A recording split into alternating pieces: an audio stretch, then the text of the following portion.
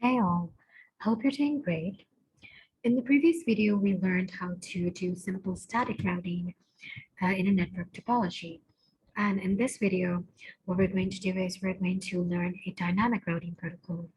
So we saw in the previous video that with static routing, we assume that our network parameters and basically our environment, it's not going to change. It's going to stay static.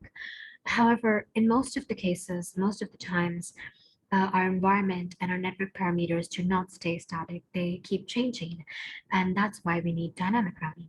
Now, there's a few protocols that we can use. And the one that we're going to study in this video is the Routing Information Protocol, also called RIP.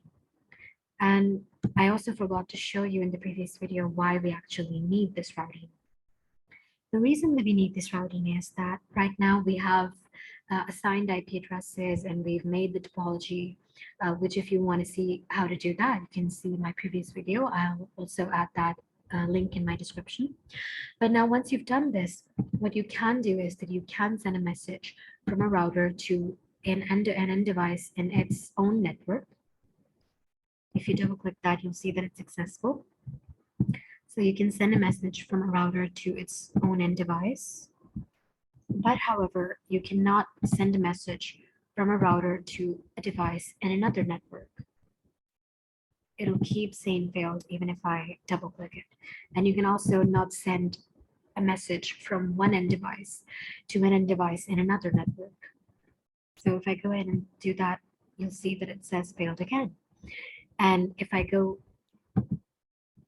to this router and I say, let's say enable, and then I say show IP route, it's going to show me that I'm only connected and connected directly. The C means directly connected to this 3, 4, and 6, these networks. So I have no connections whatsoever with all the other networks in the topology.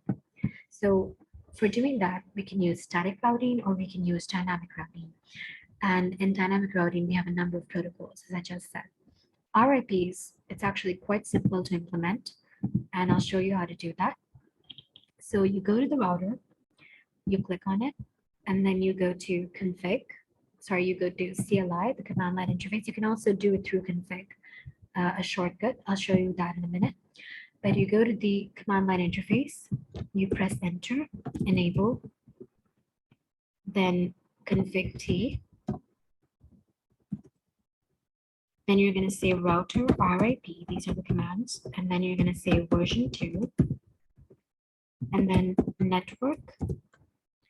And then you need to write the IP addresses of the direct connections. You remember in static routing, we used the IP addresses of the connections that were opposite to the direct connections. So if this was static routing, we would be using this IP address. However, right now we're going to be using the direct connected IP addresses.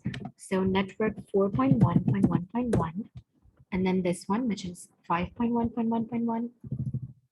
And then lastly, we're also going to add this one, which is directly connected, which is 1.1.1.1.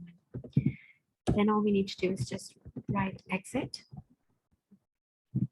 And let's do the same thing for the other routers as well. So we say config T. Once we're in configuration mode, we say router RIP, version 2, and then network. Let's do this one first. So 3.1.1.1. And then 6.1.1.1. And then for the last one, let me show you that shortcut. So you can go to config. And over here, you'll find RIP. You'll see that 3 and 6 have already been added. You'll just type in 4.1.1.2 and add that.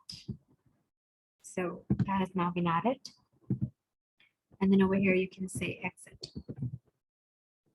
There you go. Now let's also do this with the third router. Enable, config T, router RIP, version 2, and network. So the direct connection is 2.1.1.1, and then it's 6.1.1.2, and then 6.1.1.2. Then let's go ahead and press exit. And if we were to go ahead and say show IP route over here, we'd see that we have these three direct connections, 2, 6, and 5. And then the rest of them, 2, 6, and 5 are connected directly with C. And then the rest of the IP addresses in the network, the rest of in the topology, they are connected with RIP dynamic routing, which is represented with this R. So let's also try that with this router. Let's say show IP route, and we'll see that we have 1, 4, and 5 in direct connection, 1, 4, and 5, and then the rest of the IP addresses are dynamically routed with RIP routing protocol. And now let's see if we can send messages between networks. So if we send a message from this end device to the end device in another network, it should give us successful.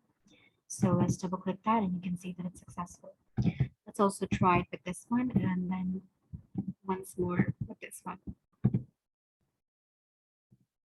And also you can now send messages from this router to an end device in another network, from this router to an end device in another network, and from this router to an end device in another network.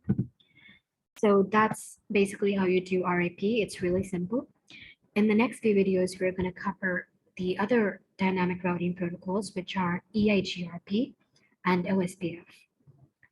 Till then, if you have any requests for any more videos or if you have any questions, you can put them down in the comment section below. See you next time. Hope you learned something.